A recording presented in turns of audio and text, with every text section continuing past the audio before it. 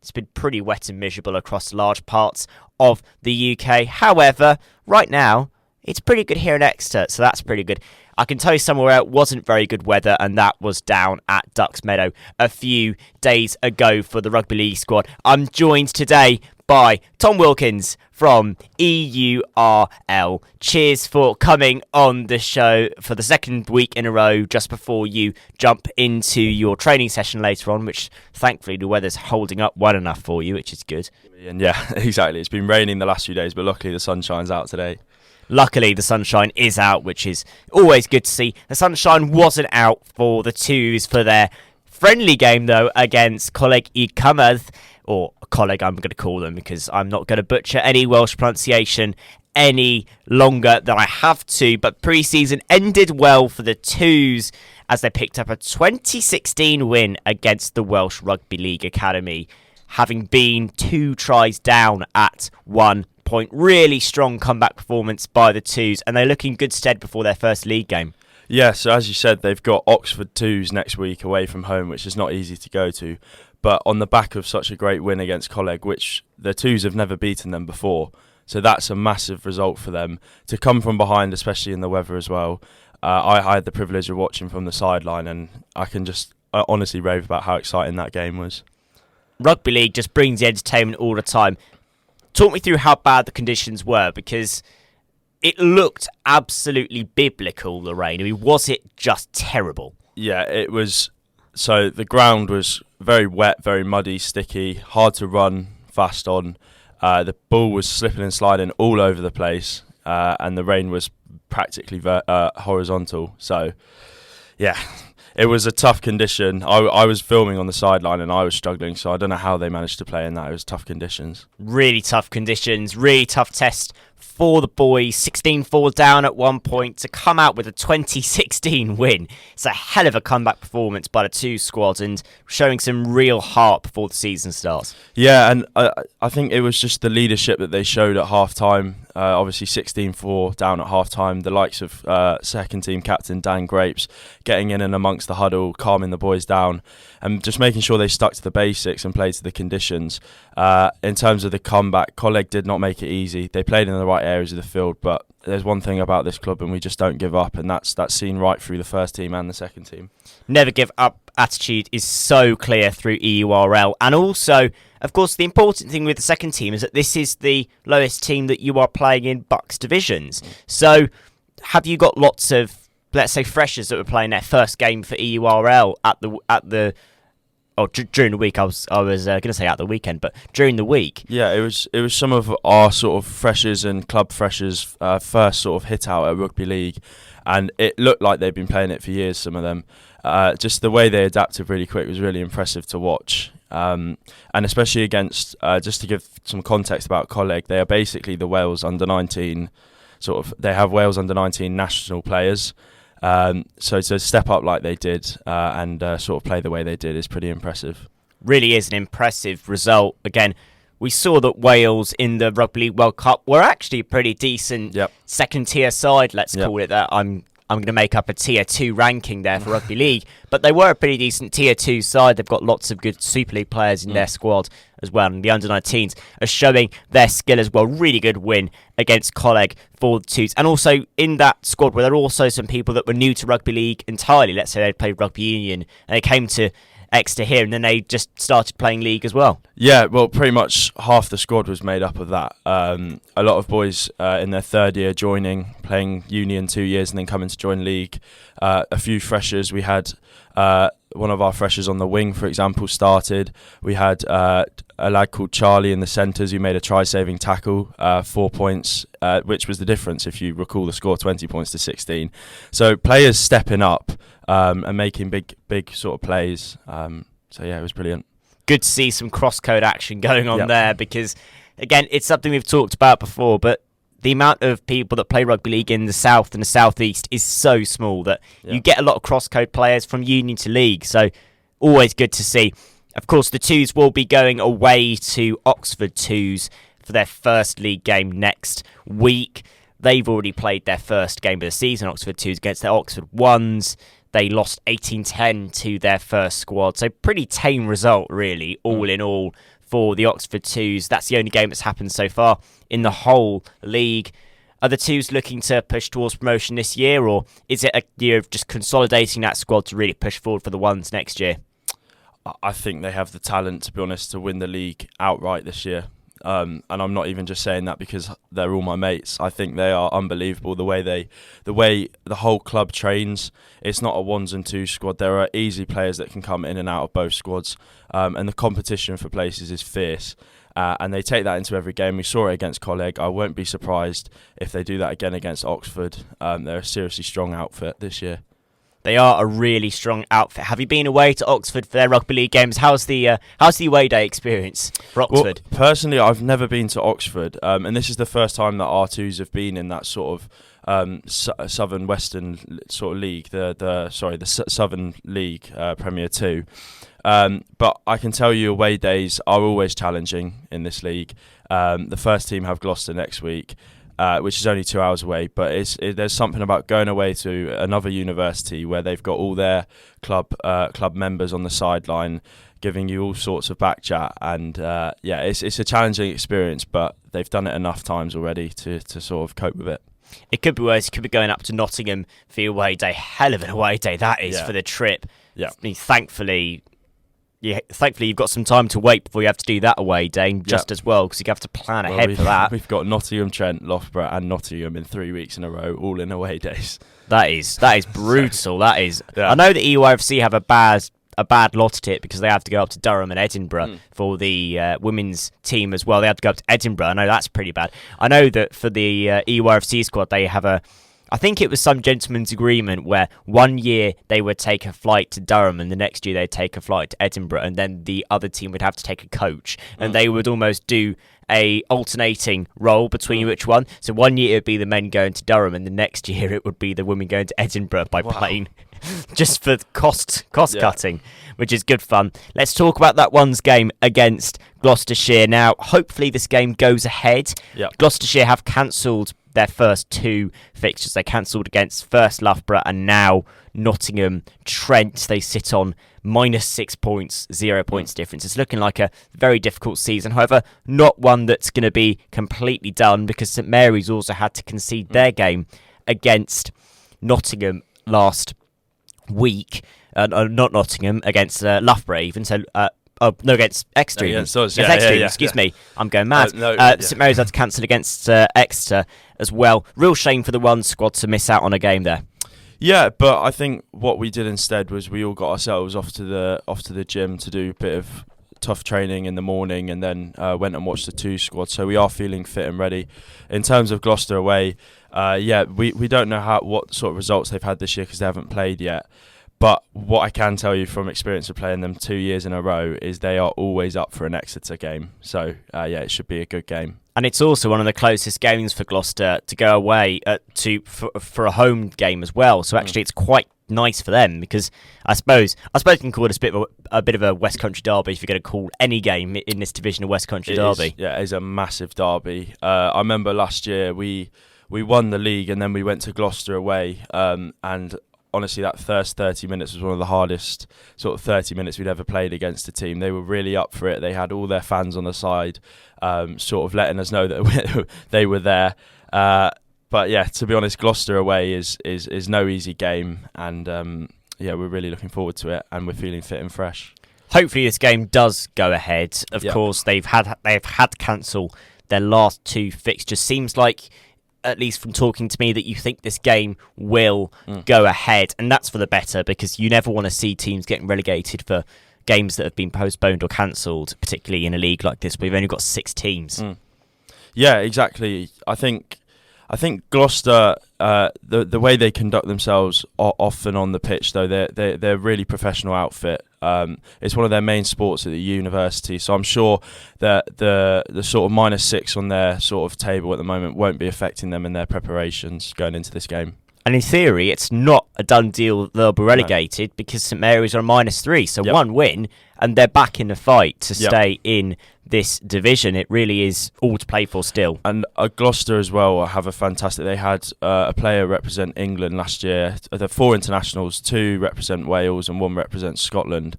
So they have got an amazing calibre of players to sort of get them out of that situation as well. Hopefully Gloucestershire can get on the score sheet, get a game on, and also increase that points difference as well, which could be very, very important. Exeter remain top of the table on points difference, 18 points clear of Loughborough in second. And, of course, it's been a bit of a funny start. You had the postponed game. However, so far, it's all going dreamy for Exeter. Yep. We're just looking to absolutely go all hands in at the league, make sure we get retain the title. We're working unbelievably hard to do that, and I have full confidence that we can do it.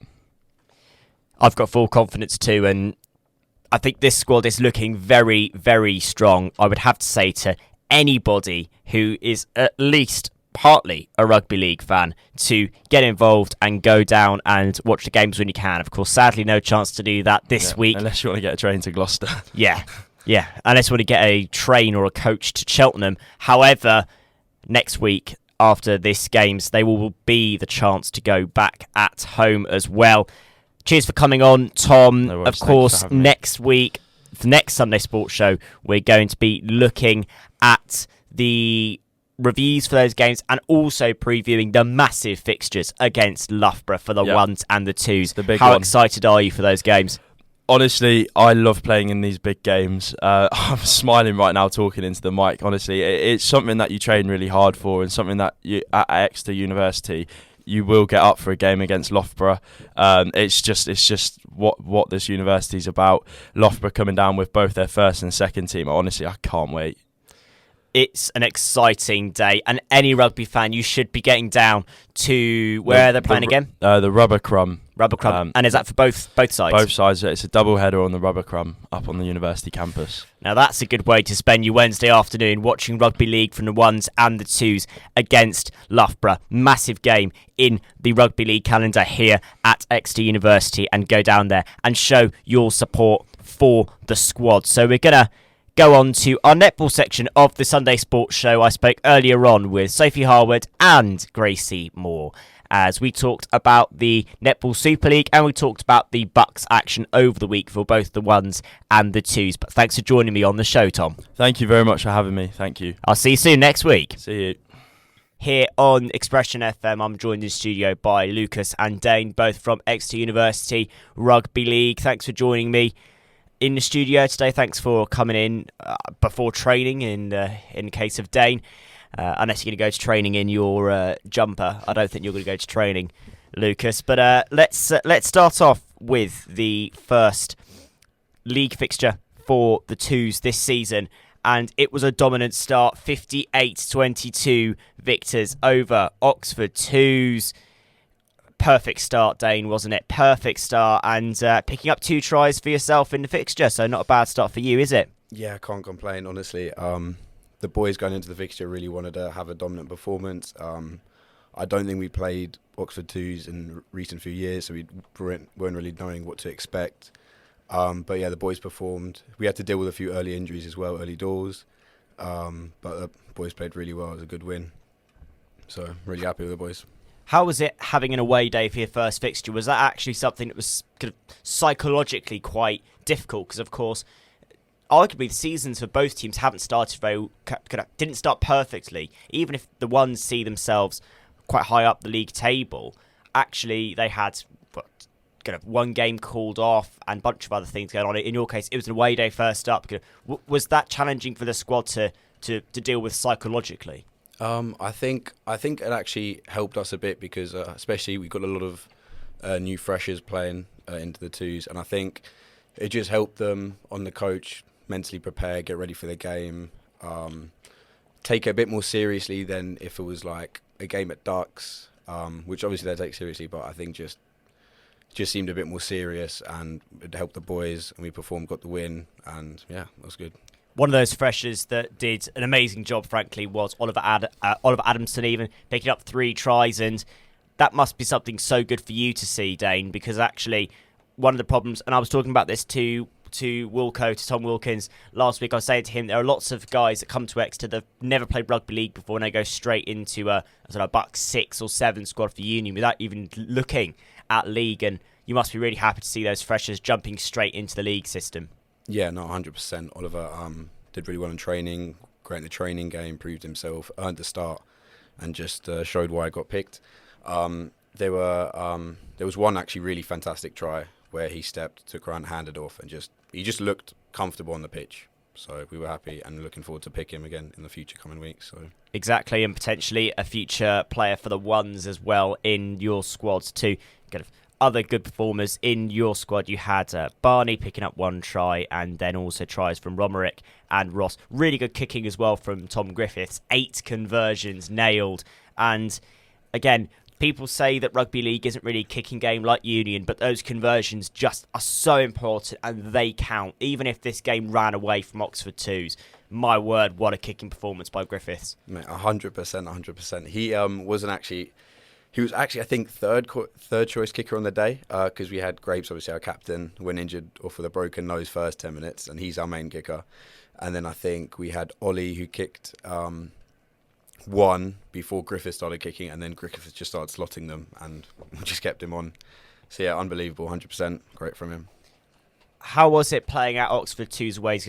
How was the ground? Was it in a good condition? Because it was Ducks Meadows normally, I think, is it fair to say one of the best leagues or best grounds even in the league? And actually Oxford 2's was how was that for an away day? Well, at Ducks we have a specialised league pitch with markings and everything. Yeah, Oxford didn't quite have that, but I'd say the grass conditions were actually really... I did like the pitch. It was a bit short, but quite wide, which helped us. Obviously, on the day we got a wide, scored some tries out wide.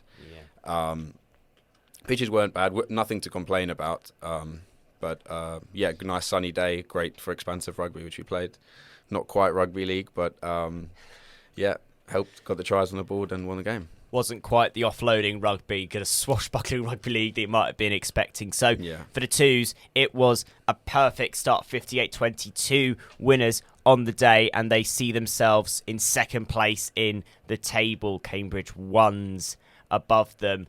And perfect start, really, for the 2s. Let's cut back to the 1s, who, of course, played their 3rd league fixture of the season. And I think to start off, we should say, well done to Gloucestershire for going ahead with the game. Of course, they had 2 games cancelled, and you have to say, kind of bravo to them for putting in the effort and managing to figure out a game. I understand that there were logistics problems outside of Gloucestershire's control, from what I was hearing from Wilco. And you have to say that good on them for getting the game on. Yeah, they were really good as well. They just came on, put a really physical game in as well, and yeah, they're always a tough place to go. Gloucester, we've not really done well there across the years, but had a really good day out the other day, and yeah, props to them. Well, as you said, it was a really good day out. 40-6 winners in Gloucester. Tries from Alex McMillan, James Bush, Lucas Mount, and 3 from Winterbottom, alongside other tries from Ticehurst and McCarthy. I mean, let's start off with that performance. Hat-trick for Winterbottom, and what a strong start for Toby. Yeah, so good from Toby. He's not really a try scorer, but he came in and just finished everything. He was really good. He was playing against his little brother as well, opposite number, and yeah, what a day for Toby. What a day for Toby as well. James Bush himself kicking 4 conversions on the day. Really good performance by the squad overall. And of course, you come into this league, you come into this season as defending champions, and the first few games have gone your way. Are you trying to keep expectations low right now, or are you trying to just maybe aim high so you've got that goal to look to? No, I'd say we're expecting to win every game of the league, but yeah, things can happen that we're not expecting, but we're still expecting to take every game as it comes and take the points away from each game, definitely. And also something that jumps out to me looking at this stat sheet is that, of course, only conceding 6 points defensively, the ones have been so strong this year, I think, just looking at the results. And what is the key, do you think, to that strong defensive performance? And also, for those listeners who maybe aren't quite as aware of rugby league, how do you defend well in rugby league? In a very brief way. I just say you've just got to create dominant hits that slow the game down, because if you've got time to get back and set in defence, you're going to keep making those tackles. Whereas if you get one person into the tackle and the person gets up straight away, that means that they have so much more time to just play expansive rugby and get out wide. But yeah, so if you're creating dominant 3-man tackles in the middle, you're always going to be able to have more time to get set. Exactly. Rugby league defending is a whole different kettle of fish compared to rugby union, where you can just keep pushing away the phases and you go 15 phases because you've only got 5 tackles in rugby league, and that is the beauty of it. And it was a really good win for the Ones against Gloucester. Of course, you feel sorry for Gloucester because they'll likely be going down for the drop unless they can pick up a win against was it St Mary's, who had the postponed or cancelled game against the Ones squad. But all the best for Gloucester in their season. I think that from chatting to Wilco behind the scenes, it seems like there is problems out of their control, really. So actually, they're a good bunch of guys. They're not trying to throw matches. It's just that when it comes to this level of BUCS, when it isn't HPP, for example, you run into trouble sometimes. Yeah, definitely. It's tough to see for the Gloucester boys because we do give them a lot of stick. They're not exactly the nicest of people, but after the game, we had a lovely chat with some of the boys. But yeah, it's tough to see them go down, definitely. And if anything, it proves that actually you need that investment in rugby league to really show kind of where the pathway is in terms of university players from universities that aren't in the heartland areas like Hull, like Manchester, like Liverpool, as we see here in Exeter. Yeah, so important to grow the game, yeah. It is so important, of course, now with London Broncos in the Super League for 1 year only, likely, with this absolutely stupid licensing system they've brought in. That's something I'm going to talk about in a few shows' time, because it's so stupid why they've brought in the licensing. No idea why I've done it, but Broncos will at least be in Super League next year. That's something for them to work on, and again, hopefully that will trigger the start of something new in terms of Southern Rugby League.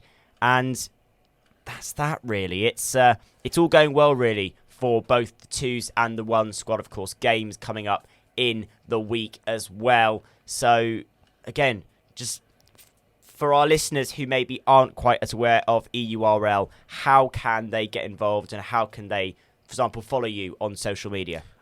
Yes, so we have Instagram at UORE Rugby League. And we put all our match results on there, our training times, how you can get involved, how you can watch, how you can play. So it's all on there. We do have a Facebook page as well, exactly the same. And we are working on a TikTok to get some more views and some more fun videos out than the normal Instagram posts. And stuff. Have you got any ideas for the content so far? We had a few pre-season TikToks that went quite well.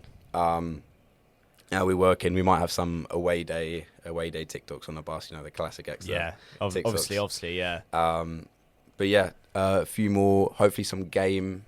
If we get some game footage, some game TikToks, results and stuff like that would be good. No, that's really cool, and I love that idea, because actually, if there's one thing that the Exeter squads have got to deal with, it is mammoth away days. Yeah. That is one thing that I know that the rugby union guys and girls have got it pretty bad as well, going up to Edinburgh and Durham over the part of their season, but it's pretty bad for you guys having to go up to Nottingham as well, isn't it? Yeah, Nottingham twice. We went up 3 times last season, and this time we're going to go up. It'll be Trent away and Uni of away, which is just not good at all. Yeah, that is not exactly what you want to be hearing, is it? When it's what's the game next weekend? Nottingham away. Oh well, could be worse. You could be going to Durham or Edinburgh, I suppose. Although it is always quite funny when that happens, because I've heard that there is a rule that actually 1 year they take a flight to Durham, then they have to take a coach to Edinburgh, and vice versa. It just it's on an alternating loop, which is quite funny actually when you think about it, because I suppose it's that long of a journey. But that's union, not league, and arguably league is better sometimes, is all I'll say. I know I've probably just stoked a civil war in Exeter over that statement. But cheers for joining me, Lucas and Dane. I'll let you get to your training session, Dane, and you're more than welcome back on the show next week when we will look over and chat about all the fixtures that happened in your BUCS week. But I'll see you soon. Cheers, mate. Thank you. Cheers. See you soon. I've been joined now in a studio by our very own Exeter University Rugby League, I suppose sort of extraordinaire, vice captain, whatever we're going to call him, playmaker, Tom Wilkins.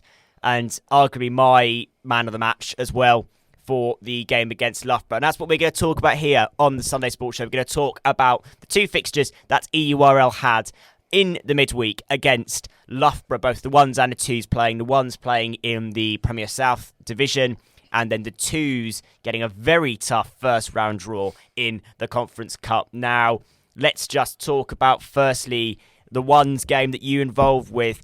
Wasn't quite what you wanted the result-wise. It was a 26-6 win to Loughborough, 16-0 second half. It was a pretty dominant performance all in all by Loughborough. They just turned it on in the second half, and it was a really interesting game for me to commentate on. And as I did do that, I will tell you how you can see that commentary in a few minutes' time. But it was a really interesting game to commentate on because it was really tight up until maybe the 50th minute, and then it just ran away from you, didn't it? And I don't quite know if that was Exeter kind of losing pace or it was just Loughborough turning it on.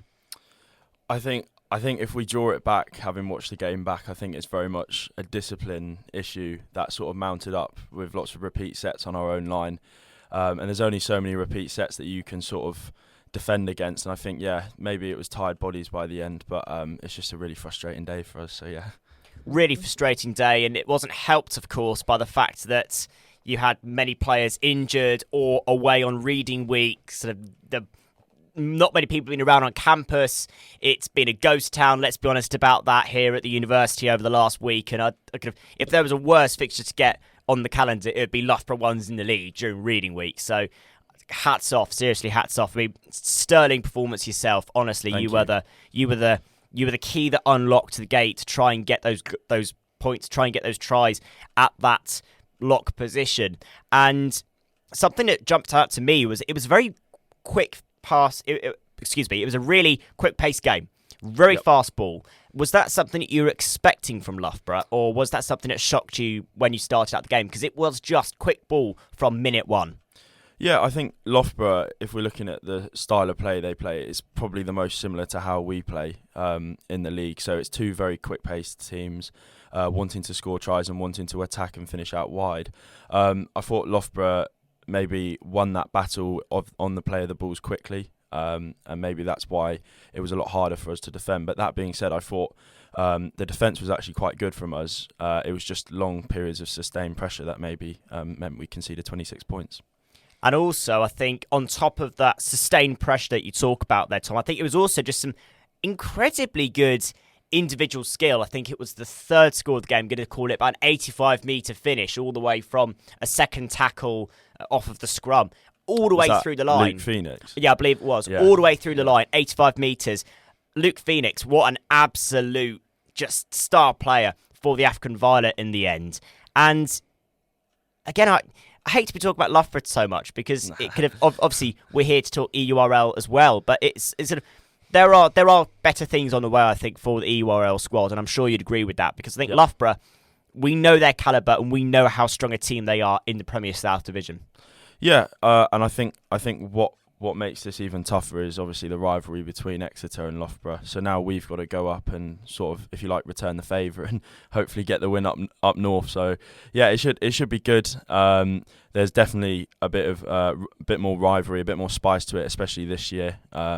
They beat us last year away when we were away from home, and then we beat them when we were at home. So maybe if we can reverse it this year, it'd be ideal. But yeah, no, I think Loughborough are definitely the team to beat at the moment with us at the top of the league, and I don't think this league is over at all. I think we're very much determined to get to training today and put a few wrongs right. That's been the message all week from the likes of Toby Winterbottom.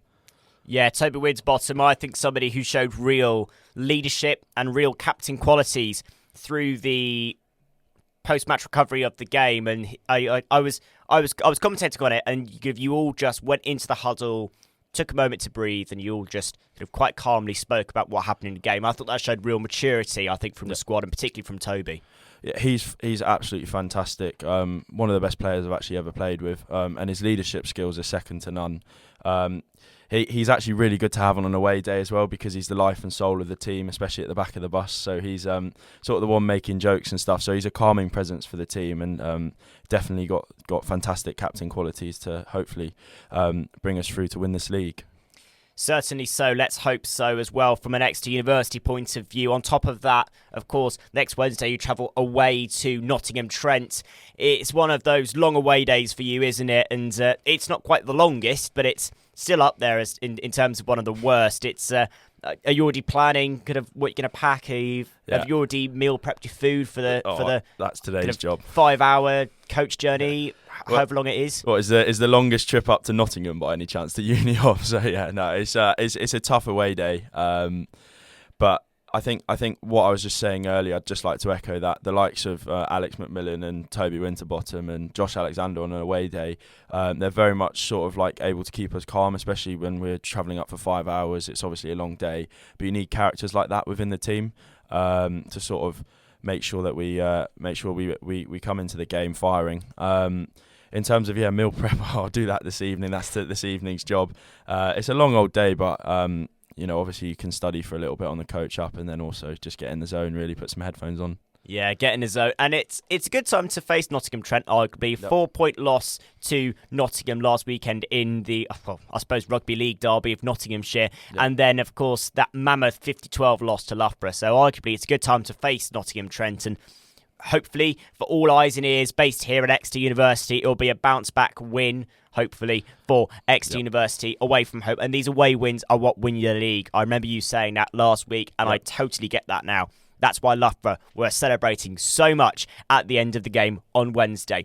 However, there wasn't just one BUCS Rugby League game at the Rubber Crumb on Wednesday. There were in fact two, and it was the Twos that faced Loughborough Twos as well in the first round of the Cup, of the National Trophy even, and it was a really difficult draw. I mean, the draw couldn't get much more hard for this side, and it's a real shame, but Exeter University crash out of the trophy in the first round, 16-22. Real shame, because it was a really solid performance by the boys. Yeah, I was gutted for the Twos. I thought they actually made a fantastic account of themselves. They firstly never gave up.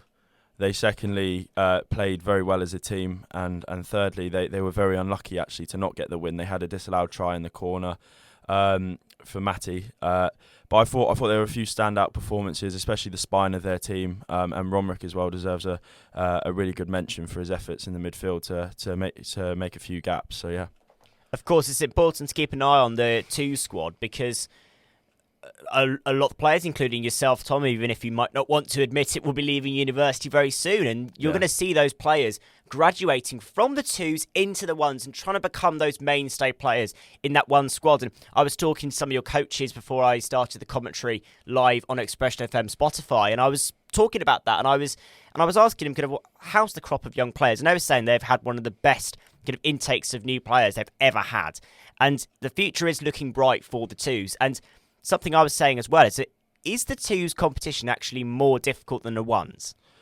I don't know, because I don't play in the Twos competition. But the league, just looking at the league. Yeah, there are 8. Just to give some context, there are 8 teams in the Twos league and 6 in the Ones league. The only difference is you don't play home and away for the Twos. It's either a home or away game. But yeah, it's very competitive. If you look at Oxford Ones and Oxford Twos are both in that league. So obviously there's all these rivalries there, and sort of. I think there are some very long away days, difficult away days for the Twos, but I honestly have no doubt that there's this quality within the club to sort of pull both teams through to win the league. And on that recruitment, I'd just like to say, we're getting about 70 people down to training sometimes. It's a big number. Like that's numbers. That well, in the that first few weeks, we had about 60, 70, and we were looking at each other and going like, we've never had this many like willing players before, and the quality as well was outstanding. So yeah, it's bright times for the club, and full credit to that has to go to committee, I think. So yeah. Yes, committee shout-outs are always welcome here on Expression FM Sport. Committee are the people that run the societies, and I'm on committee myself here for Expression FM, so I know how difficult it can be to run a club. And you know what? It's stories like that are really lovely to hear, because when you see it from that side and when you see it from that point of view, it is amazing, because then you can see that you've got that outreach from the union game into league, and that's the important thing here. We're coming from Exeter. It's not exactly a stronghold of not the rugby league. M62 corridor. No, is it? it's not. We're not talking Hull. We're not talking Huddersfield. We're not talking Wakefield. We're not even talking of. We're not even talking anywhere near the Midlands. We are in the southwest. This is rugby union country. This is the area of Gloucester, Bristol, Chiefs, and Bath. And so what I mean by that is that it's not to knock it down, but it's to say that it's going to be difficult to get that real outreach. And you know what? It's amazing they've managed to do that, isn't it, Tom? Well, yeah, I think what the mantra has been this year in the club has been to level up. I think club captain Josh Alexander has said that from the start, to build on the success of last year. I think looking back on last year, I'm unbelievably proud to say I was part of that, part of Exeter University Rugby League, because we were so dominant, and we were so dominant in the league, and I think that success we built, we've translated into this year, and hopefully that's reciprocated in the recruitment, I believe. So yeah. Seems like it has been reciprocated anyways. Exeter 2s are sitting in third in the Southern Tier 1 with Oxford 1s above them and Cambridge 1s as well. So it's a varsity clash at the top of the table for the Southern men's 1s. And they will next play a fixture at home against Northampton as well at Ducks Meadow. Northampton themselves, who sit mid-table on 0 points, having not played a game this season yet. Of course, that's the interesting thing, is that there's no home and away. It's just one fixture. So Northampton will start their season away from home at Exeter. And the future is looking bright, even if I think there is arguably some, it's really annoying for the club to have suffered 2 defeats against the rival, but there are real bright shoots ahead for EURL, and I'm looking forward to covering them alongside you, Tom, on XpressionFM. And also, I have to say one thing as well. It's arguably the most important thing for you to do, and it's this. If you use Spotify, go on there and search XpressionFM Support. Give us a follow, give us a 5-star rating if you want to, and tune in on the commentary for EURL's first squad clash against Loughborough 1s, and you can really see what good of a job Tom Wilkins was doing there, playing at lock, and you can catch highlights and replay of the game itself. Really enjoyed commentating on that game. Thank you for giving me the chance to go there as well. Anytime. I mean, thank you honestly, because it's always great to have that outreach from our local AU clubs and from our sports clubs as well. It is what makes our commentaries tick. So thank you, and I'm going to try go to some more commentaries. I'll be honest with you, Tom, I don't really think I'll be able to get to Ducks Meadow that easily, but don't worry. If you're playing at Rubber Crumb anytime soon, well, count me in for one of the unofficial press passes, and I'll clamber my way up the ladder at the gantry, which, by the way, for anyone who doesn't know, is terrifying. The terrifyingly thin ladder. I lasted 5 minutes on that. I'm scared of heights. So am I. So can you imagine my fears when I was going up there holding a notebook and a coat, thinking, oh my word. At the start of the storm as well. Yeah, I know. So, see, this is, listeners, this is what I do for you. I try to curb my fear of heights by going up a ladder that's way too thin and way too small. Thanks, Tom, for joining us. I'm going to let you run off to training so your coach doesn't start running messages to you saying, Tom, where are you? And I will see you very soon next Sunday, where hopefully we'll be talking about 2 wins for EURL. But I'll see you in a bit. We're going to play out this section with a bit of Foals, one of my, I think arguably one of my favourite bands right now that I'm listening to. And Tom, I'll see you soon. Thank you very much for having me. Have a nice day, everyone. See you soon.